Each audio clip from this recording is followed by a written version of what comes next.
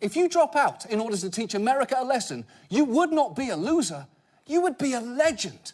There'd be a federal holiday in your honour, and it would be called Guy Who Decided Not to Be President's Day.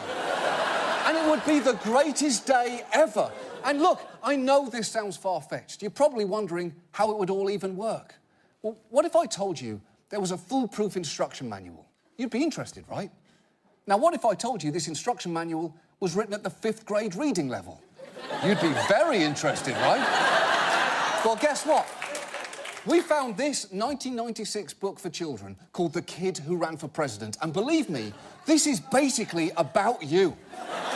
It's the story of Judson Moon, a charismatic, somewhat bored class clown who runs for president as a joke. And some of his character traits might ring a bell. He refers to his potential spouse as the first babe. And he says, my job as a candidate for highest office in our nation is to come up with good quotes, which I'm sure reminds you of someone.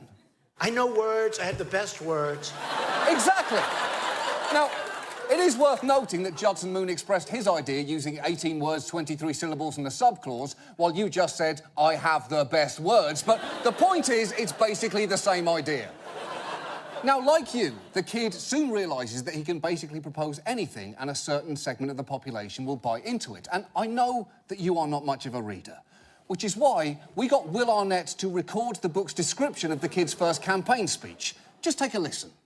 My first official act as President of the United States will be to abolish homework, now and forever. A huge roar of approval went up across the auditorium. It was pandemonium. I paused to allow them to calm down a little. I didn't want to incite a riot or anything. No more homework, no more homework, no more homework, chanted the school as one. The dumbest guys seemed particularly happy, fist-bumping me and saying stuff like, awesome, dude.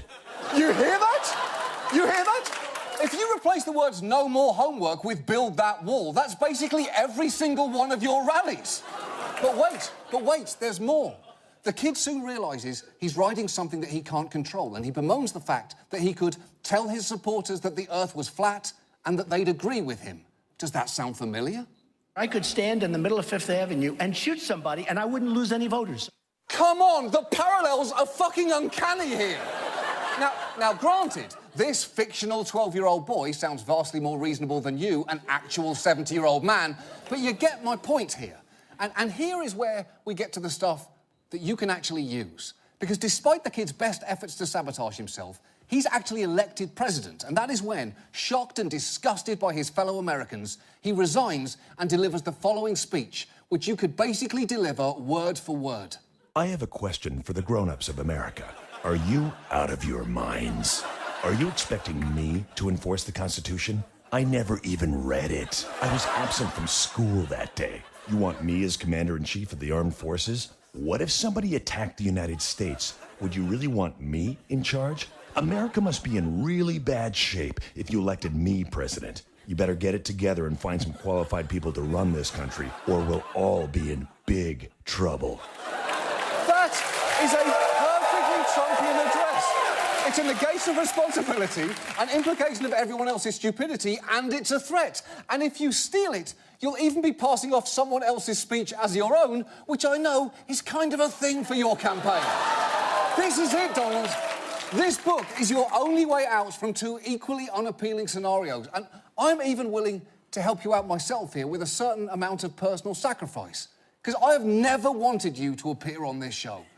I believe I have said you will never be invited here, but I'm willing to invite you if you are willing to deliver that exact speech to the nation.